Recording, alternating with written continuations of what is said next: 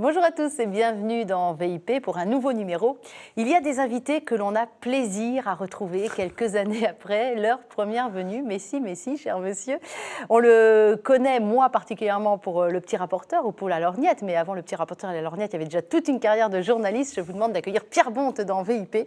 Pierre Bonte, bonjour.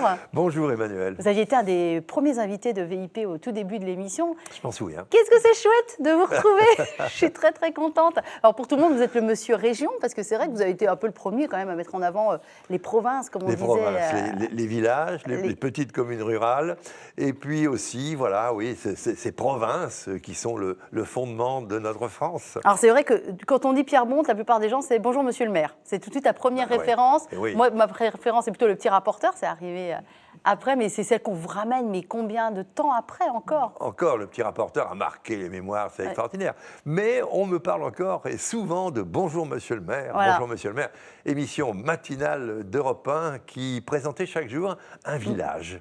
Et on a prouvé que ces petits villages où on avait l'impression qu'il ne se passait rien du tout on les traversait en voiture, eh bien qu'ils avaient chacun une vie propre, qu'ils avaient une identité, une personnalité intéressante et que les gens surtout avaient plein de choses à raconter. Il y a toujours des gens à trouver. Alors vous savez, non mais vous ne le savez pas, je ne crois pas que vous l'avoir dit la dernière fois que vous s'était rencontrés.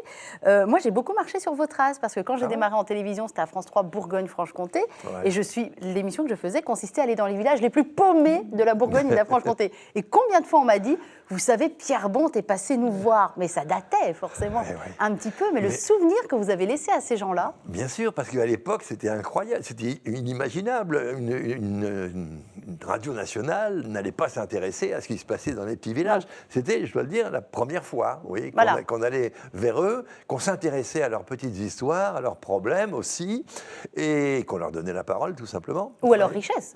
Et à leur richesse. Voilà. Et on a découvert que la France était un trésor touristique, que chaque village avait ses particularités, ses spécialités gastronomiques et que ça valait la peine de passer ses vacances en France. Alors vous savez, en deuxième partie d'émission, nous allons recevoir un poète breton, Jean-Pierre Boulic, qui a dû particulièrement lire, j'imagine, la partie bretonne du livre que vous venez de sortir. Moi, je vous avoue m'être ruée sur la partie bourguignonne et franc-comtoise pour ne rien vous cacher. Et oui, parce que je mets en valeur les provinces. Voilà. Après avoir mis en valeur les villages pendant très longtemps, là, je me suis intéressé aux provinces qui ont disparu administrativement depuis la Révolution, bien entendu. Elles ont été supprimées, mais j'ai été étonné de voir à quel point elles gardent une existence originale dans notre France moderne. Alors, vous avez choisi un titre, donc c'est chez Fayard, Pierre Bonte, « Mes petites France », qui est un titre très affectif. Parce qu'on sent comment, finalement, vous avez fait... Vous êtes ch'ti, mais comment, finalement, chaque région, vous y avez fait un peu votre trou, quelque part. Vous y avez des amis partout, vous avez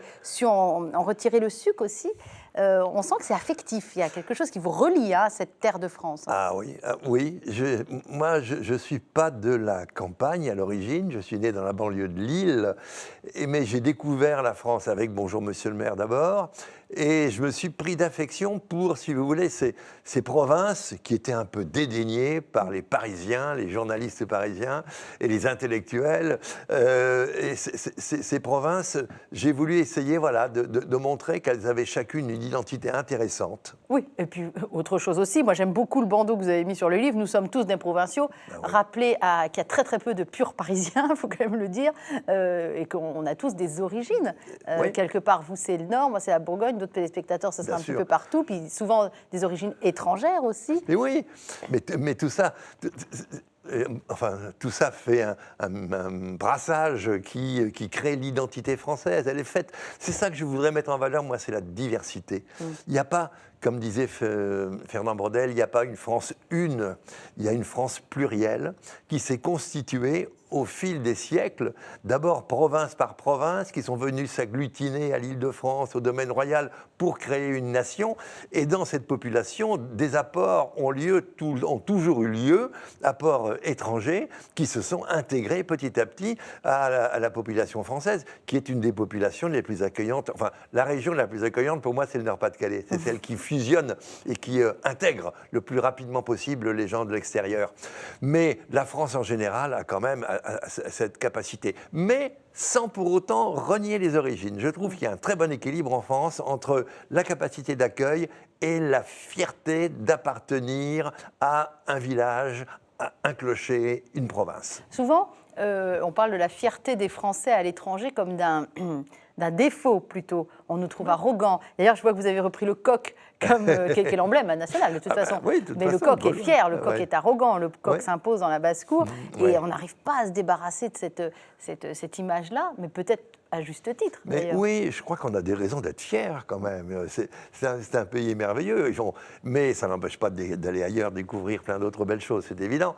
Mais cette France est tellement, tellement variée avec toutes ces communes. Vous savez, quelquefois je dis qu'il faudrait classer au patrimoine mondial de l'humanité les 36 000 communes de France, qu'on veut réduire, on veut les supprimer, on veut réduire leur nombre.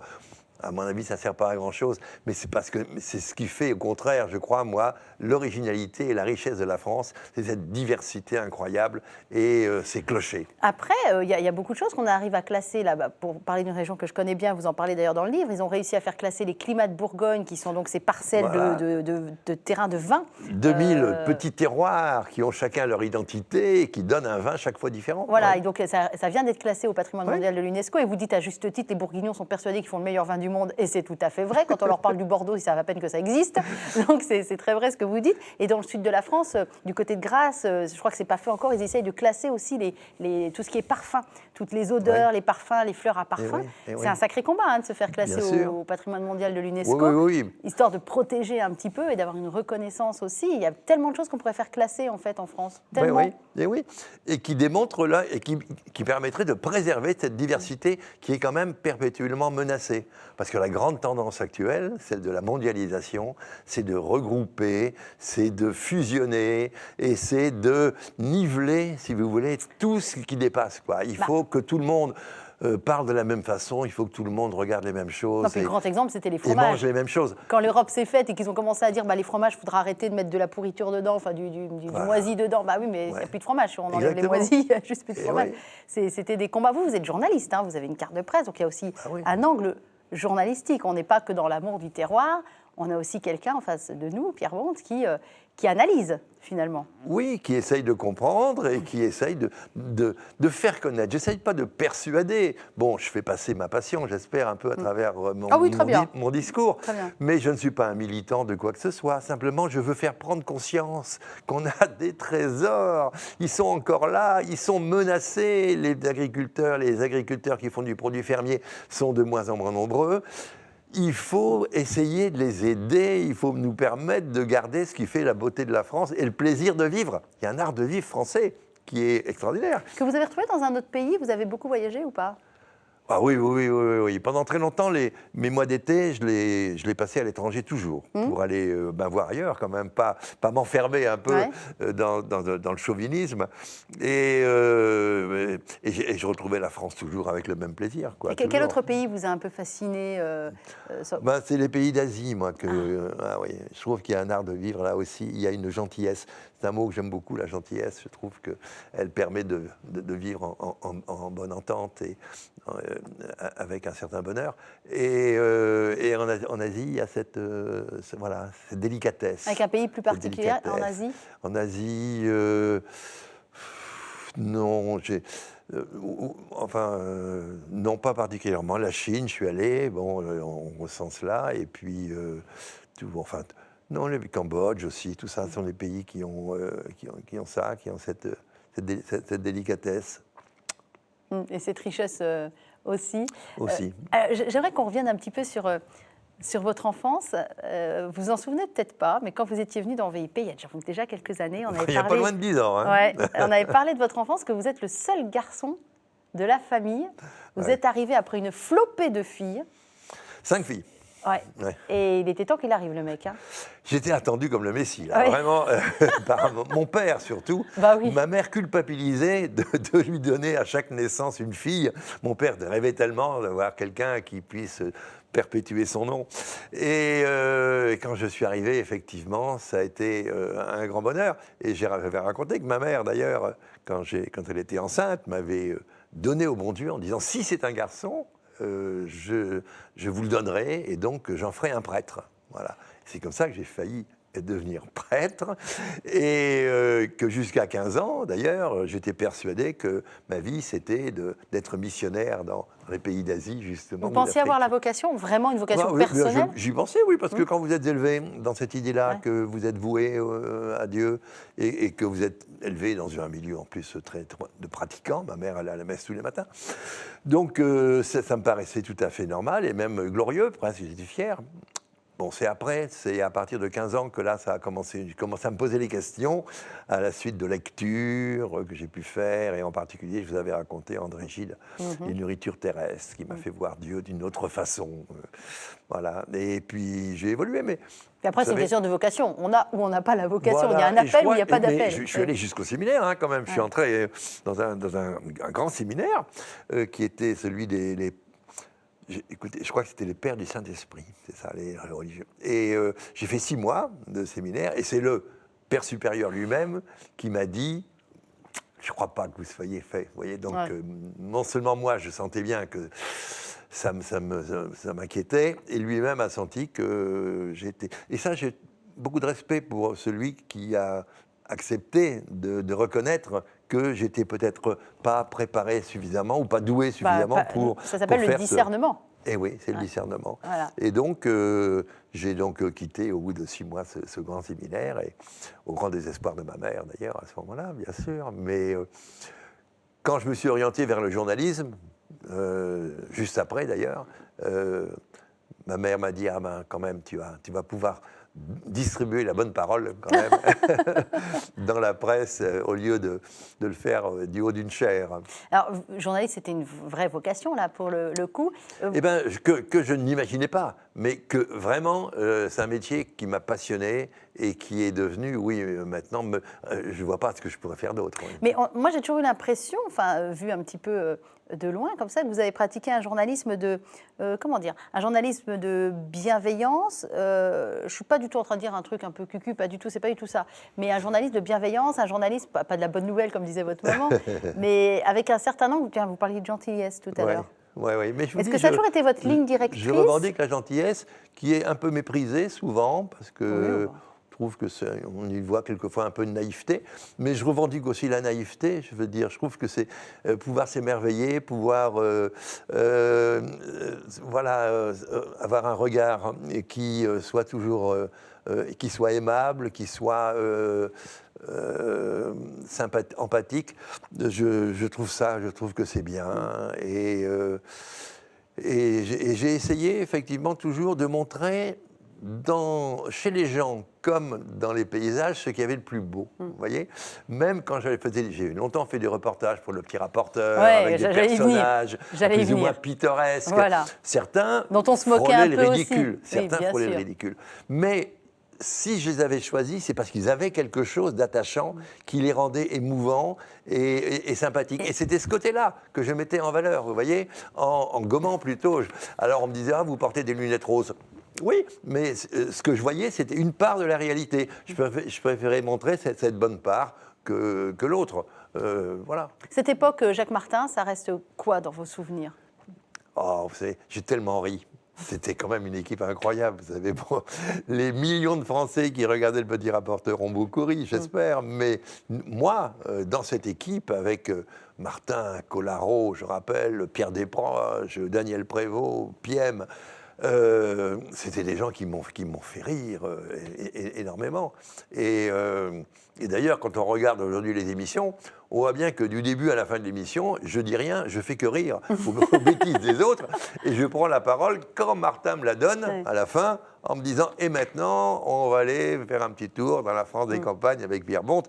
Et là, je présentais mon personnage. Mais tout le reste de l'émission, j'étais un spectateur privilégié, assis à la table sainte et profitant de cette ambiance. Il y avait vraiment une camaraderie, un esprit potache peut-être, mais vraiment... Non, c'est sûr, c'est pas peut-être, c'est sûr, mais de bonnes franquettes qui faisaient que, voilà, on se prenait pas la tête, mais on riait de bon cœur. Il y a le journalisme qui rit, Et puis il y a le journalisme qui pleure, et on a beau pas forcément être Charlie Hebdo, je crois qu'on a tous pleuré le 7 janvier dernier. Vous avez analysé ça et vécu les choses comment, vous, Pierre Bonte? Le Petit Rapporteur se disait un journal satirique. C'était la volonté de Jacques Martin. Les deux mots comptaient pour lui. Journal, c'était donc qui partait de l'actualité, et satirique, donc il y avait un regard particulier. Mais l'humour et l'esprit de Jacques Martin étaient quand même très très différents de celui de Charlie bien Hebdo. sûr. C'était très très différent. C'était une autre façon de voir la vie. Et d'ailleurs, ceux qui ont fait Charlie Hebdo par la suite ne s'entendaient pas très bien avec Jacques Martin. Je me souviens d'un incident. Il y avait, comment il s'appelait, un de ceux qui ont fait Charlie Hebdo, le père Val de Bernier. Professeur Choron. Choron. Et puis bien Delfeille de Thon aussi, qui avait fait un article qui était assez vachard sur l'émission Le Petit Rapporteur, considérant que c'était de l'humour un peu franchouillard. Et Jacques Martin l'avait très très mal pris et avait ferraillé, si je puis dire, sur les ondes avec Delfeille de Thon et avec Choron. Voilà, donc c'était un esprit différent. Mais ça a été une évolution normale de l'humour en France. Après, il y a eu les nuls, Charlie Hebdo, les guignols, tout ça. Ça a amené un humour plus cruel. Vous voyez, dans Le Petit Rapporteur, il n'y avait pas de méchanceté. On se moquait, mais on se moquait sans blesser. On se moquait, puis on se moquait des gens puissants. On ne se moquait que des gens qui vraiment pouvaient se défendre. Alors que, bon, ce n'est pas toujours le cas dans la presse satirique. C'est vrai que l'humour a beaucoup évolué, indépendamment de ce qu'on peut penser d'une publication comme Charlie Hebdo. La tuerie, vous l'avez vécu comment, d'un point de vue... Comme toute attaque à la liberté d'expression, et comme une monstruosité. Voilà ce que c'est que de... Alors, on va reposer la question. Oui. Voilà. Un habitué des plateaux qui éteint pas son portable. Ce que je vais faire immédiatement. Je vais reposer ma question, Emmanuel, d'accord? Il est éteint, ce portable? Ça y est. Il est éteint de chez éteint? Éteint, ça y est, désactivé. Je suis désolée, j'aurais dû penser de vous le dire. Je repose la question. Pierre Bonte, indépendamment de ce qu'on peut évidemment penser d'une publication comme Charlie Hebdo, vous l'avez vécu comment, cette tuerie du 7 janvier? Analysé comment? Comment avez-vous réagi? C'est comme une monstruosité, quelque chose qu'on ne peut pas imaginer, qu'on puisse atteindre ce degré de violence contre un journal qui se veut humoristique. Et là, bon, c'est malheureusement l'expression d'un conflit de civilisation. Et vous savez, on est une période charnière, vous le savez bien.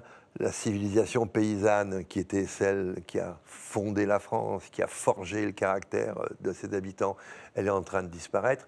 Et il y a d'autres civilisations qui viennent apporter certaines de leurs richesses, sans doute, et aussi certaines de leurs particularités qui s'affrontent à celles des gens installés. C'est un aspect de ce problème qui malheureusement va se développer. Et tout l'enjeu de notre 21e siècle, sans doute, sera d'essayer de régler ce problème et d'amortir les chocs. Et de faire un journalisme souriant, tel que vous le pratiquez, ça vous paraît comme une arme de guerre, vous aussi? Oui, mais le mot bienveillant, vous l'avez appliqué tout à l'heure, mais je le revendique aussi, bienveillant. J'adore les gens qui disent j'aime les gens. Ça ne veut rien dire, il y a des gens qu'on aime et des gens qu'on n'aime pas. Mais disons que j'ai un préjugé favorable, toujours devant quelqu'un, et j'essaye de retenir chez lui ce qu'il a de bien, ce qu'il a de sympathique. Donc, c'est ça que j'appelle bienveillant. Et puis j'aime bien rendre service. Ça c'est aussi un peu mon éducation catholique, je crois, qui m'a laissé cette tendance. C'est que voilà, j'aime bien faire plaisir et j'aime bien rendre service quand je le peux. Bon, par ailleurs, je peux être très égoïste dans un certain moment. Mais quand même, j'essaye toujours que même mon bonheur ne se fasse pas au détriment des autres. Je parle bien, hein, je parle Ah comme- oui, comme un c'est très beau, il faut voir son application. Moi, je ne crois qu'aux actes. En application sur le terrain. Vous savez qu'il y a quelque chose de très, très énervant dans votre livre, Pierre Bonte. Donc, je rappelle que c'est chez Fayard, ça s'appelle Mes petites France. Vraiment, je vous assure, c'est très, très agaçant. Hein.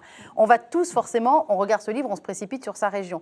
Et c'est très énervant de regarder les régions qu'on connaît bien et de se dire, il ne va rien m'apprendre. Mais rien, je connais par cœur ma région. Et finalement, peut-être parce que vous arrivez de l'extérieur, vous allez voir ce que nous, on n'a pas vu. Voilà, vous allez vous intéresser à un village ou à quelque chose du patrimoine ou à un personnage, eh ben, c'est pas vrai. Et comment ça se fait que moi, je ne connais pas, alors que c'est à quelques kilomètres de chez moi? C'est très agaçant, vous savez. Oui. Et je suis sûre que toutes les régions sont concernées. Bah, j'espère apporter quelque chose, même à ceux qui sont natifs de la région. Mais comme vous le dites, ça vient de mon regard étranger. Je reste un Parisien, si vous voulez. J'ai dit, je ne suis pas né à la campagne. Moi, je suis un citadin de naissance. Et donc, j'apporte un regard un peu étonné et souvent émerveillé, mais peut-être quelquefois plus curieux aussi. Moins habitué aussi. Enfin, moins à un habitué, moment, il y a voilà. toute une partie sur je des vois mieux lavoirs. peut-être les détails originaux. Vous voyez, vous parlez de lavoirs. Moi, Ouais. j'avoue que les lavoirs, je ne les regarde plus. J'ai tellement grandi au milieu de ça dans la région dont je suis Ouais. originaire. Et puis vous, au contraire, ça va retenir votre attention parce qu'il y a des lavoirs avec des mairies au-dessus, il y a des lavoirs avec, je ne sais plus... Oui, il y a des lavoirs mairie, il y a des lavoirs... Gendarmerie, c'est celui-là que je cherchais. Gendarmerie même aussi. Gendarmerie. Oui. Je dis, mais où est-ce qu'il a trouvé ça? Jamais entendu parler. Parce qu'on ne regarde plus. Et oui, mais ça c'est dans la Haute-Saône. Alors ça, dans le... La Haute-Saône, ça s'appelle aussi la Haute Patate, pour ceux Voilà. qui sont de la Franche-Comté. Il faut Voilà. le dire, parce que qui connaît la Haute-Saône en France? Personne n'est capable de la placer. Hein. Qui peut donner le nom d'une ville de la Haute-Saône? Vesoul. Bah oui, il n'y a que Vesoul, et encore, si Jacques Brel ne l'avait pas chanté, Oh bon, on je ne suis l'aurait pas pas. sûr et je suis pas sûr surtout qu'on sache que Vesoul est en Haute-Saône. Je ne crois pas. Hein, voilà. Je ne crois pas. Donc j'ai essayé là de donner un coup de faire projecteur, sortir de l'oubli. Projecteur sur cette Franche-Comté un peu dédaignée. Voilà, vous voyez, j'aime bien aller comme ça, rendre service, mettre en lumière ce qui n'est pas trop connu, voilà, remettre un petit peu de justice, si je puis dire, dans la distribution de l'information. Quand on est journaliste, on a une chance incroyable qui est de rencontrer beaucoup de personnes. Des personnes qui vont pas forcément nous marquer ou pas trop longtemps, puis des personnes qui vont peut-être nous éblouir, voire nous réchauffer, c'est pour dire. Vous, il y a une ou deux rencontres comme ça qui vous ont vraiment marqué à vie, soit parce que ça vous a fait avancer, soit parce que ça vous a nourri, soit je ne sais pas pourquoi. Enfin, Pierre Bonte. Les personnages qui m'ont étonné le plus toujours, c'était des gens qui étaient profondément heureux avec rien. Ah. On se dit, mais ils n'ont rien. Je sais pas, je pense Marcel Pitaval, j'en parle dans le livre là, qui avait sa seule richesse, c'était un troupeau d'une douzaine de chèvres qu'elle promenait du matin au soir dans les friches de Bouz-les-Beaunes en Bourgogne. Pas très loin de chez moi, ça.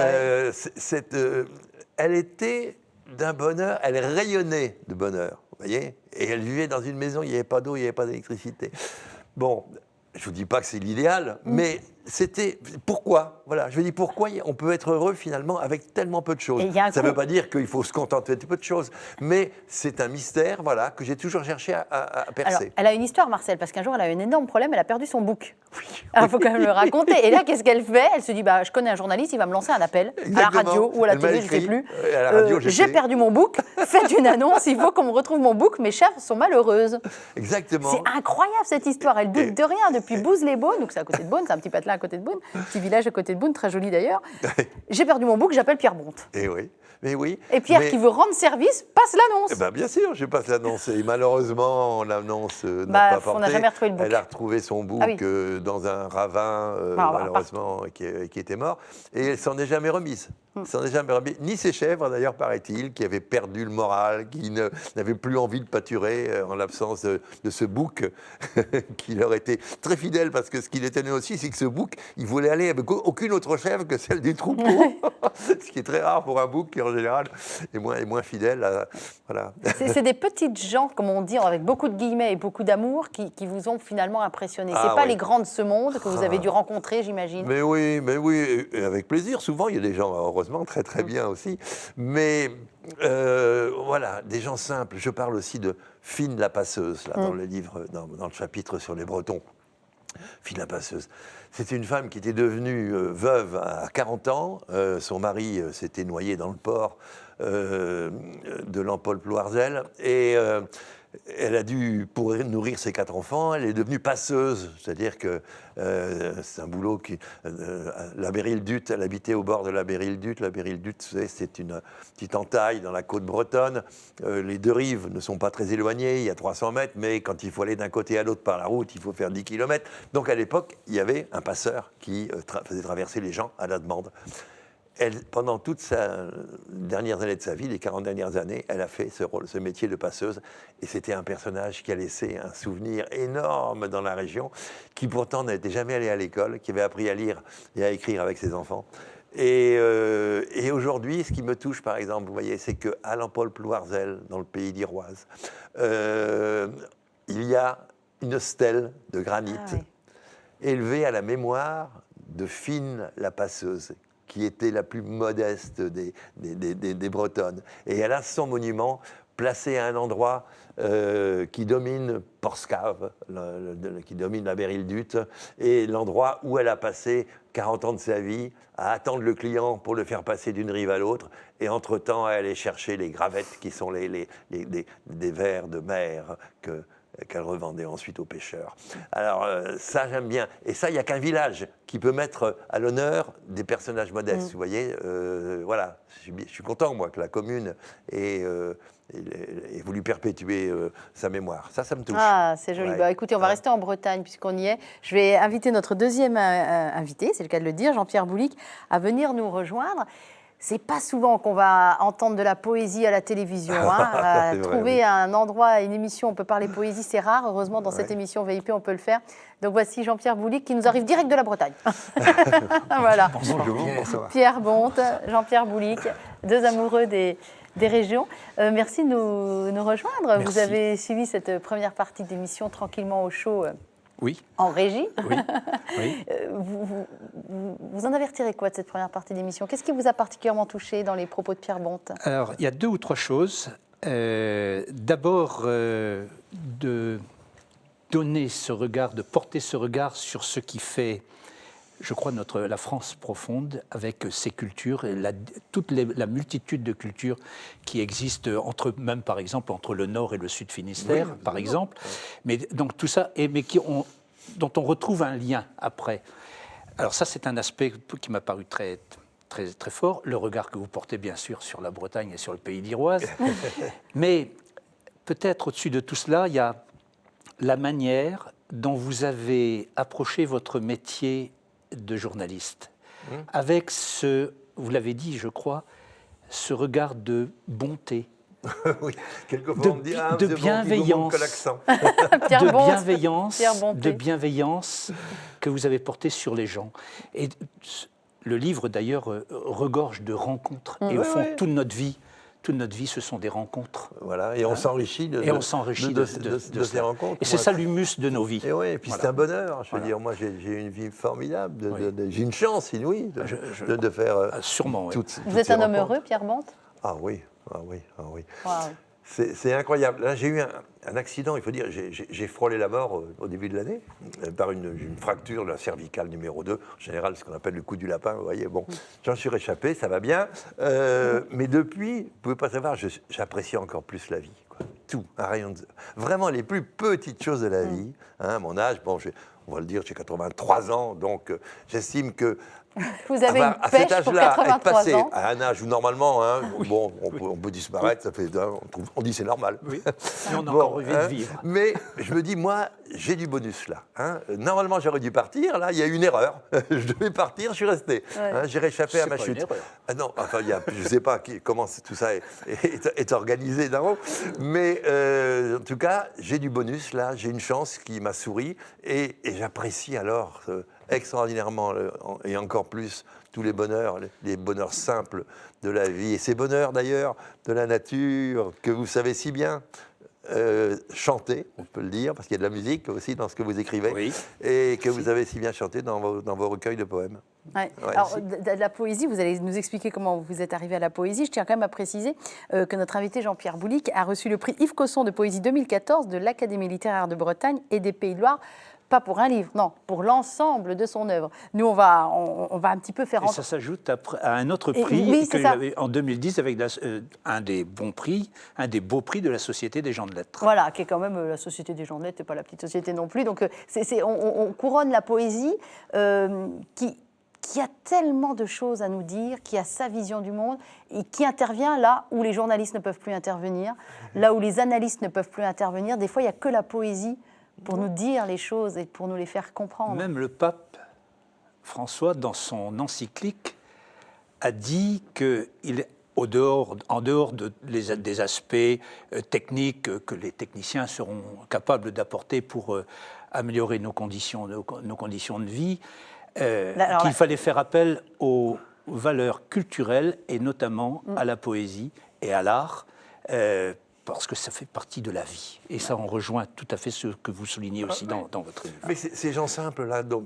je parle, ils ont une poésie naturelle. Voilà. Ils ont un langage qui n'est pas celui du tout qu'ils ont appris dans les livres, mais qui exprime une sorte de, je ne sais pas, un regard sur le monde qui est original. Et qu'on ne pourra jamais copier. Comment êtes-vous venu à la poésie? Alors, vous n'en avez pas fait carrière en tant que telle, parce que il y a un seul poète en France qui vit de sa poésie, me semble-t-il, si je ne me trompe pas, c'est Yvon Le Maine. Mais sinon, tous les autres, vous avez forcément un métier à côté. Et pas toujours facilement. Oui, et pas toujours facilement. Mais sinon, vous avez forcément un métier à côté. Vous avez fait une carrière en banque. J'ai fait une carrière dans la banque, oui. Alors, quand vous êtes venu à la poésie, racontez-nous. Qu'est-ce qui fait qu'un jour, on se dit on a peut-être un petit peu plus le truc que les autres au point d'arriver à publier? Eh bien, parce qu'il y a des rencontres, il y a des événements dans une vie qui font que, à un moment donné, il y a quelque chose qui... Alors, je vais raconter 2 ou 3 choses quand même. Lorsque j'étais gamin, j'avais 7 ou 8 ans, à l'école primaire, il y avait un vieux professeur qui passait, pendant ses récréations, qui passait son temps à relier des livres, ou des Fripounets, des Cœurs vaillants et autres, et il en faisait des choses magnifiques. Ou alors, lorsqu'il avait des beaux ouvrages, je l'ai même vu couvrir des bibles de cuir, mais il faisait ça magnifiquement, et gamin, moi j'étais là, les mains derrière le dos, à me dire, moi quand je serai grand, je ferai un livre. Voilà, ça c'est une première chose. Et puis, quelques années plus tard, j'étais en classe de 4e, j'avais un professeur de français, on faisait beaucoup de rédaction à l'époque, et j'ai un professeur de français qui m'a dit, un jour en me rendant une copie, Jean-Pierre, lorsque vous écrivez avec des images et des couleurs. C'est le matériau de la poésie. Vous devriez lire les poètes. Et il m'a prêté 2 livres, un de René Guicadou, et un autre de Charles de Quintrec, une grande figure bretonne que vous avez probablement rencontrée dans votre métier de journaliste. Je ne l'ai pas rencontré. C'est une grande figure. Ouais. Et il m'a prêté donc 2 livres que j'ai lus. Et lorsque je lui ai rendu, il m'a demandé « Mais comment vous avez trouvé ça ?» Et je lui ai répondu « J'ai entendu de la musique. » Il m'a dit « Vous avez tout compris. » Il y avait les images, il y avait la couleur, il ne manquait plus que la musique. Voilà.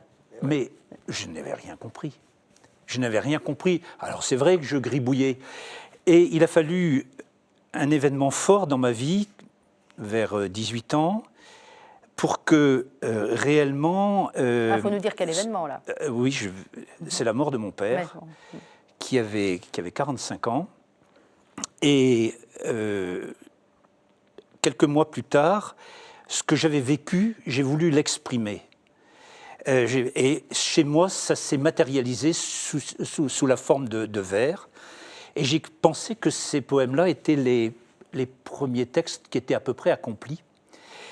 Et je les ai expédiés à ce fameux professeur de français qui était devenu directeur d'école en Algérie. Il était dans le sud du Sahara. Et il m'a répondu avec enthousiasme qu'il fallait que je continue. Quelques années plus tard, il m'a dit qu'il n'était plus en mesure de me conseiller. Je le voyais de temps en temps parce qu'il revenait, pour l'été, il revenait dans le Nord Finistère, à l'Esnevin, pour être précis. Et il m'a dit un jour, bah, tu vois, je ne suis plus capable de t'accompagner, il faudrait que quelqu'un d'autre te conseille. Et l'idéal, ce serait que tu prennes contact avec Charles Le Quintrec. Le Quintrec, à l'époque, était un critique littéraire assez craint. C'était le responsable de la critique littéraire du quotidien Ouest de France. Il était basé à Paris. Et ses critiques faisaient hurler parfois, parce qu'il était très sévère Vous avez osé y aller ? et sans concession. J'ai mis quelques mois. Et à ma surprise, il m'a répondu en me disant d'écrire avec mon cœur et mon sang. Puis voilà. Et quelques années plus tard, on a parlé des rencontres.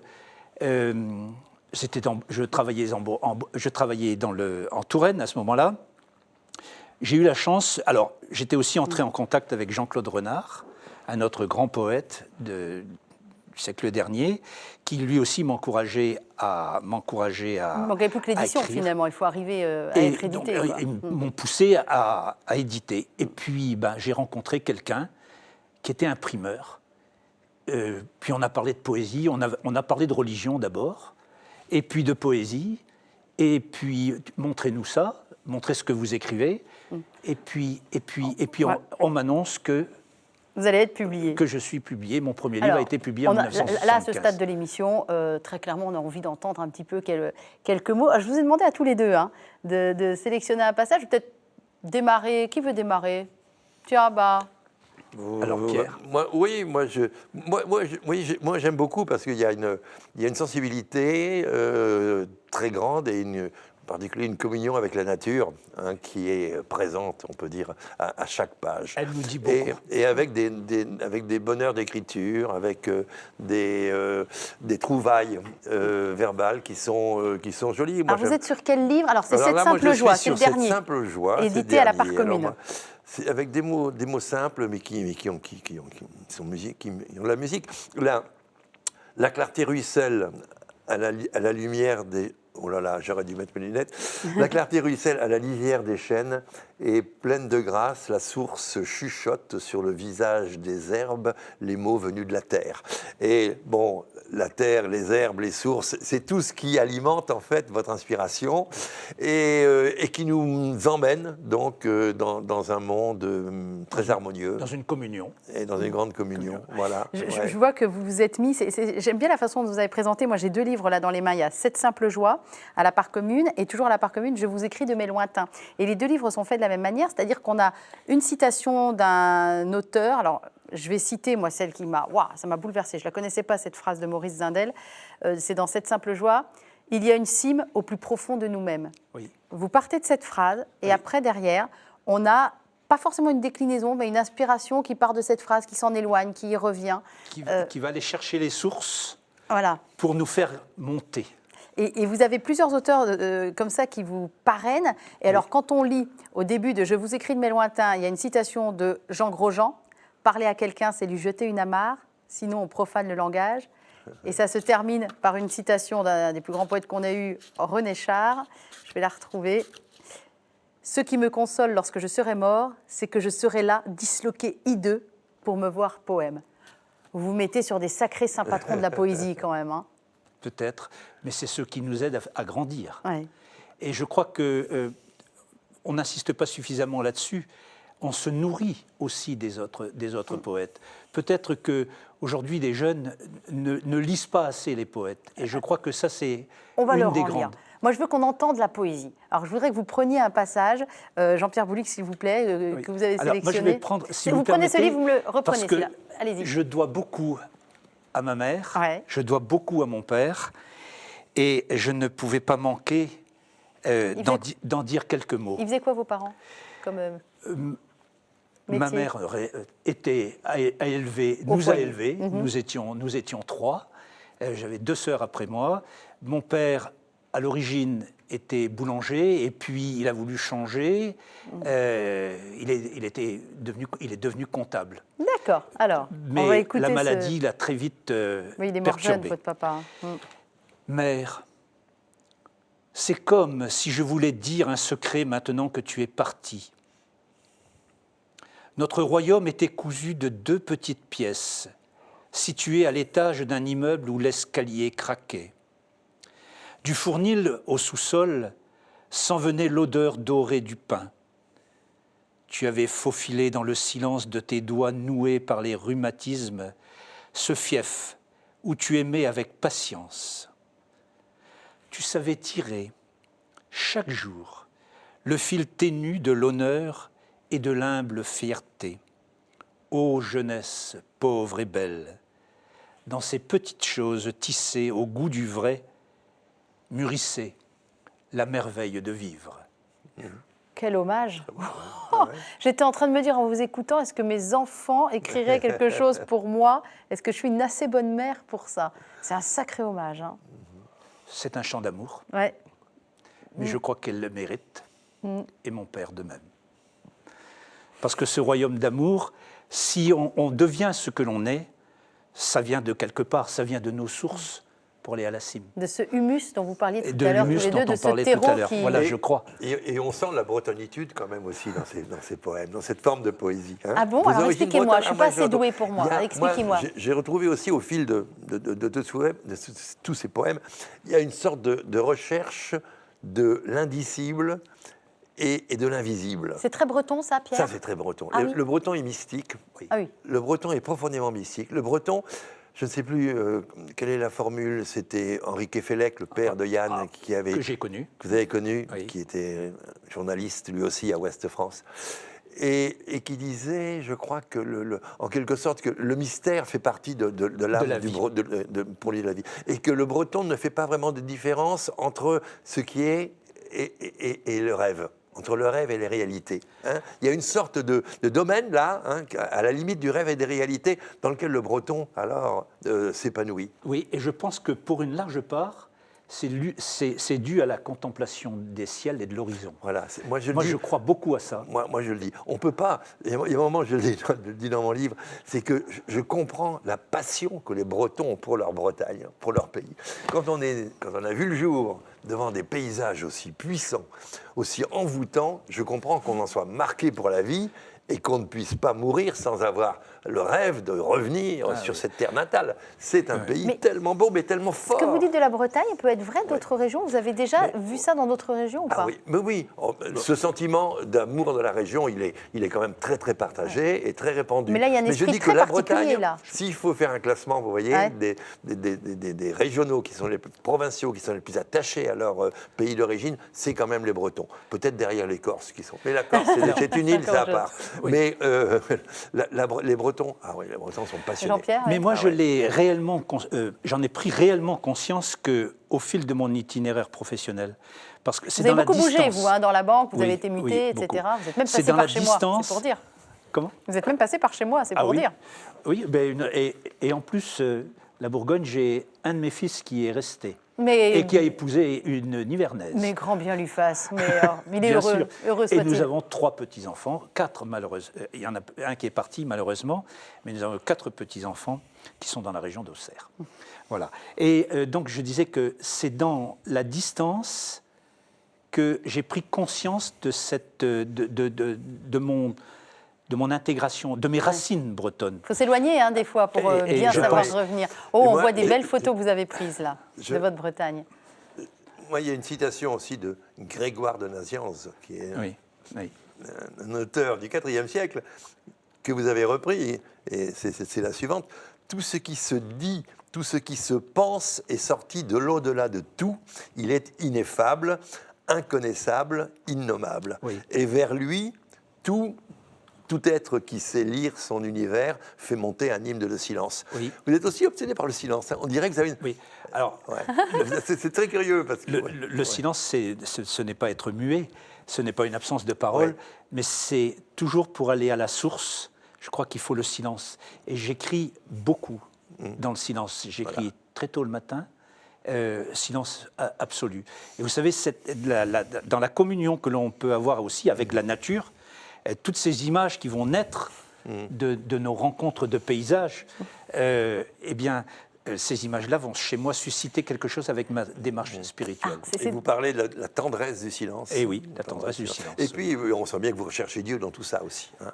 Oui, Oui, on le recherche cherche. de Dieu. On le sent. cherche. Vous ne le nommez pas souvent, mais il est... Je ne le nomme Il est pas. cité, il y a Isaïe et le Deutéronome qui sont quand même cités Ouais. en, Ah oui, alors, en exergue. alors, ce sont des citations. Voilà. Mais moi, je n'ai pas employé le mot Dieu dans parce que je n'ose pas l'employer, chose que je ne sais pas. Je voudrais juste revenir 2 secondes sur le silence. Je trouve ça tellement intéressant, Pierre Bonte, que... Alors d'abord, j'adore, vous preniez l'interview en main, moi ça me va très très bien, je me Non, mais repose, je vous regarde faire. je Mais c'est intéressant réagis, que vous c'est tout. parliez du silence, vous, parce que vous et moi, on est des gens de médias. Et Dieu sait que les médias n'aiment pas le silence. Hein. Je peux vous dire, quand il y a un invité qui d'un seul coup se tait et ne répond plus, c'est la panique absolue. On se demande si les micros marchent. C'est le blanc. Et nous, on est dans des métiers de parole, d'image, de couleur. Le silence, on ne connaît pas beaucoup. On connaîtra peut-être dans nos vies privées, mais dans nos métiers, on ne connaît pas. Et lui, il fait profession du silence. C'est étonnant. Oui. Oui, mais c'est pour ça que j'admire justement, c'est qu'on est sevré de silence. Hein. Ouais. On se laisse emporter par ce siècle de la vitesse. Tout est tapageur. Et, tout est tapageur. Oui. Et donc, je pense qu'il y a de plus en plus de gens à le rechercher, le silence. Pourquoi y a-t-il autant de gens aujourd'hui qui fréquentent les monastères? Exactement ce que j'allais dire. Surtout en Bretagne, il y en a quelques-uns qui sont bien. Oui, mais pourquoi les gens recherchent les monastères? Pourquoi les gens même recherchent les églises? Ils ont besoin de se poser et d'écouter leur propre silence. Et d'échapper au monde. Quoi. Je ne suis pas sûr, parce qu'on ne doit pas échapper à sa culture. Hein. On ne doit pas échapper au monde. Non, mais vous savez, quand vous rentrez dans une église en pleine ville, à Paris par exemple, vous arrêtez dans une église, vous êtes dans le silence de l'église, mais vous entendez quand même les bruits de la ville. Elle est là, la ville. Vous entendez les bruits, la vie est là. Mais on rentre dans son église intérieure, on dit ça comme on veut. Vous faites, vous, je sais pas, des fois des pauses ou des retraites dans des monastères? Non, je n'en ai jamais fait. C'est pas vrai. Non. Et vous, Pierre? Non. Vous avez Kergonan, vous, en Bretagne? Oui, il y a Kergonan, il y a Landévennec. Oui, Landévennec, bien sûr. Mais vous savez, une marche avec son épouse. C'est rarement silencieux, une marche avec une épouse. Hein. Ça dépend des tempéraments. Quelle épouse? Mais quand on contemple la nature, on est obligé on se tait. Elle nous dit tellement. Vous n'avez jamais fait de retraite, c'est étonnant. Non. D'accord. Non, mais je fais. Il y a des grandes aventures qui vous attendent, messieurs. Hein. Oui, pourquoi pas, oui. Mais en même temps, j'aime bien le bruit aussi. J'aime bien le bruit et je suis un citadin. Quel est le bruit que vous préférez? Tenez. Le bruit de la ville, moi j'aime bien les bruits de la ville. Il n'y a pas un bruit qui vous parle? Un bruit que vous aimez particulièrement? Je vous pose la même question après. Une cloche d'église, c'est un jeu. Ça, c'est un bruit qui me ravit, quoi. Ça me ramène à quoi, au village, etc. C'est magnifique. Oui, on peut dire la cloche. En plus, c'était l'indicatif de mon émission Bonjour Monsieur le Maire. L'indicatif commençait par une volée de cloches. Et vous, Jean-Pierre? Il y a deux choses. Ouais. L'éveil des oiseaux et le bruit des vagues. Ouais. En Bourgogne, on a plus de mal avec le bruit des vagues, nous. Mais les oiseaux. Les oiseaux, on les a. En Bourgogne, il y a ce qu'il faut. Même à Paris, ils les ont, hein, les oiseaux. Oui, mais l'éveil des oiseaux, c'est quelque chose d'extraordinaire. La grive musicienne, c'est extraordinaire. Oui, moi j'avais c'est extraordinaire dans le jardin. Vous avez rencontré une grive musicienne. Femme aveugle qui était captivée par le chant des oiseaux. Elle ne connaissait pas la nature, elle était aveugle, elle ne voyait rien, mais elle adorait se promener dans la nature uniquement pour écouter les oiseaux. Et elle était arrivée à distinguer chacun des chants d'oiseaux et elle y trouvait un bonheur infini. Elle les enregistrait, puis ensuite elle les isolait, c'était fantastique. C'est vrai que c'est des bonheurs comme ça qui se trouvent dans la nature. Et alors ces bonheurs-là, on a la chance d'avoir quelques éditeurs qui prennent le risque de porter à la connaissance d'un public. Alors, moi, je voudrais les saluer, les petits éditeurs qui sont souvent en région, qui ont fait émerger des gens comme Christian Bobin, par exemple. Aujourd'hui, il est chez Gallimard, mais ce n'est pas Gallimard qui a pris le risque au départ. Hein, qui vont prendre le risque de publier des gens pas connus, mais qui font quelque chose de différent, qui font un pas de côté, qui nous proposent une respiration. Et ça donne des Jean-Pierre Boulic, ça donne des gens qui vont émerger ensuite. Exactement. Moi, je le dois. C'est deux journalistes qui m'ont guidé à la Part Commune. C'est une maison qui a été fondée par Yves Landrin en 1998. Yves Landrin était un personnage extraordinaire. Il avait un regard qui touchait l'âme. Il faut un regard, il faut une oreille aussi. Mais c'est un homme extraordinaire, d'une gentillesse, d'une bonté.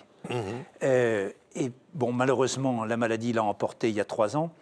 Et sa compagne a eu le mérite extraordinaire de prendre le flambeau, et aujourd'hui avec une ligne éditoriale peut-être un tout petit peu modifiée, mais de tenter cette aventure. Alors, elle ne publie pas que de la poésie. L'aventure éditoriale sur une petite maison, c'est compliqué. Ça, moi, je trouve ça extraordinaire. Il faut rendre hommage aux éditeurs. Et ça, il faut rendre hommage. Moi, je suis obligé de rendre hommage à Mireille Lacour pour... Alors, on vous salue, madame, et puis je voudrais, avant de terminer l'émission, qu'on fasse un dernier petit extrait de poésie. On en a tellement peu et on en a tellement besoin de la poésie. faut pas que ça nous ramène uniquement aux poésies qu'on apprenait gamin et, Non. et qui nous ont pas toujours bouleversés. Un poème dédié à un ami, Ouais. Jean-Pierre Henry. Il s'assied au bord de l'océan.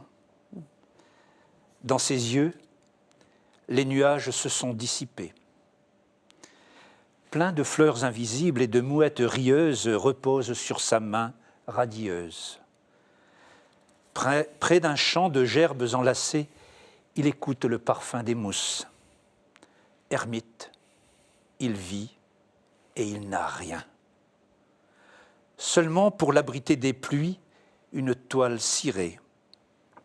Simplement, la gamelle cabossée des aventures humaines et les cahiers empilés de sa prière.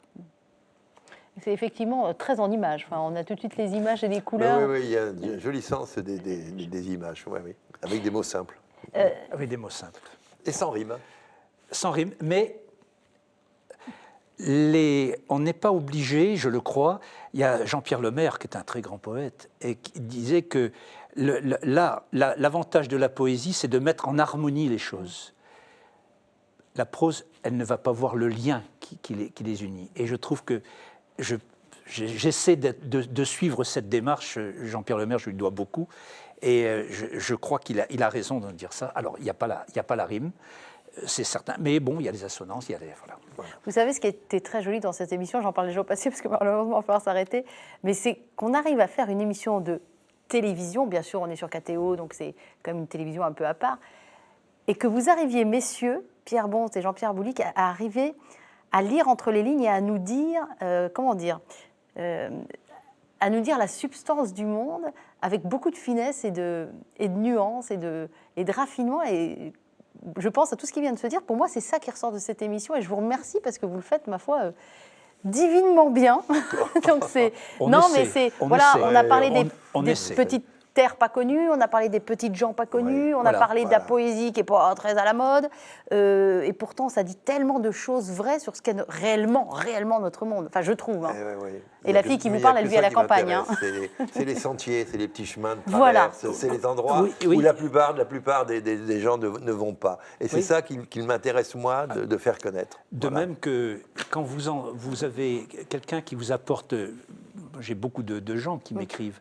Et quelqu'un qui vous écrit en disant que vous lui avez rendu l'espérance, votre journée est comblée. Oh, bah là, je crois qu'on a gagné sa vie, c'est pas que la journée, là. Oui. Je pense qu'on a gagné sa vie. En tout cas, je voudrais vous remercier pour la fécondité de ce que vous faites, tous les deux. Jean-Pierre Boulic, je rappelle donc, c'est un petit éditeur qui s'appelle La Part Commune. C'est très important, en plus, c'est très joli comme livre. Hein. Il y a le bel objet livre. Oui.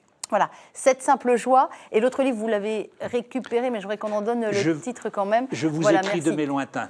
Très joli titre. Je vous écris de mes lointains. Il y a toute une œuvre aussi, parce qu'il édite depuis 1975 quand même. Oui, c'est mon 22e ouvrage. Voilà, j'étais à peine née, moi. Pierre Bonte, le dernier livre, c'est Mes petites France chez Fayard. Évidemment, vous courez, vous vous ruez sur votre région et vous regardez, vous allez apprendre plein de choses. Qu'est-ce que je vous souhaite pour la suite, messieurs ? Écoutez, je vous ai dit que je faisais du bonus là en ce moment. Ouais, donc vous allez nous faire du bonus longtemps, Pierre Bonte. Hein. Voilà, vous arrêtez de vous casser la figure dans vos escaliers. Que ça continue et voilà. Hein, souhaitez-moi de ne plus me casser la figure. Voilà, et vous restez bien déjà, debout. C'est bien. Faut arrêter de jouer avec ces bêtises-là. Qu'est-ce que je vous souhaite pour la suite, Jean-Pierre Boulic ? Eh bien, de continuer à vivre en harmonie avec mon épouse, mes enfants, mes petits-enfants. Voilà, et on a une pensée pour le petit qui est parti au ciel. On pense à lui, on lui dédie cette émission. Tout à fait. Merci beaucoup. Aussi. Merci, messieurs, au revoir. Merci, Emmanuel. Merci, Emmanuel.